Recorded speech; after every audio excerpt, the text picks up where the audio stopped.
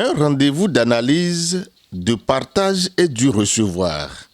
Le gouvernement béninois, à travers ce colloque international sur la ZLECAf, a réuni des experts venus de plusieurs pays sur le thème « Renforcer les capacités et partager les connaissances pour un développement économique inclusif et durable ». Pendant 2 jours, les participants ont été informés, formés et renforcés dans plusieurs domaines du système. Nous avions voulu un colloque modeste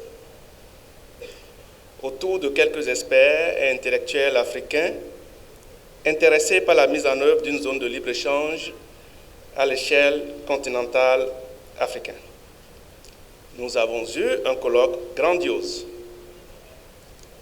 autour de thématiques riches, de discussions animées et passionnées, d'échanges contradictoires et fructueux. Bref, nous avons assisté à des réflexions profondes autour de thématiques qui ont soulevé interrogations et réticences, mais qui ont suscité de la suspicion parfois, des ambitions quelquefois, mais rarement le désintérêt.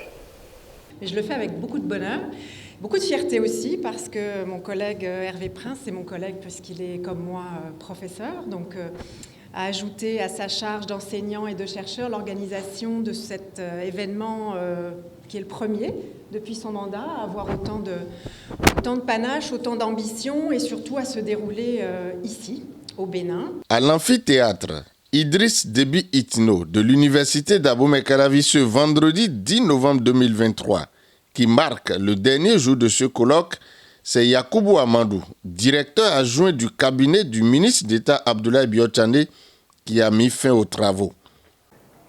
Je voudrais m'essayer à l'exercice périlleux de porter la voix d'un grand panafricain. Je veux parler du ministre d'État, son Excellence Abdoulaye Biotchane, dont je vous apporte les salutations, mais aussi les regrets. Regrets parce qu'il n'a pu se joindre à nous ici, du fait de contraintes d'agenda de dernière minute. Et donc, si vous le permettez, je vais commencer cet exercice. En pareille circonstance, des conférences inaugurales ou de clôture sont souvent données.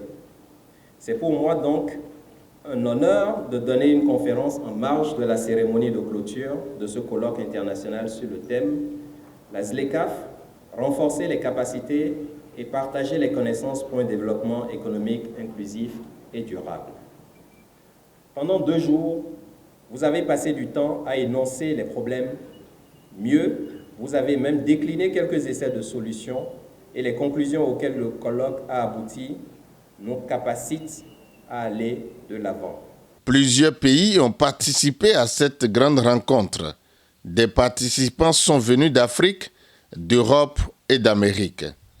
Alors le colloque a été, de notre point de vue, une grande réussite parce qu'il a mobilisé des foules de scientifiques, mais aussi de praticiens qui sont tous venus pour que nous discutions ensemble, que nous échangions nos connaissances, nos compétences sur le rôle de la ZLECAf aujourd'hui et sur les perspectives, les enjeux et les défis.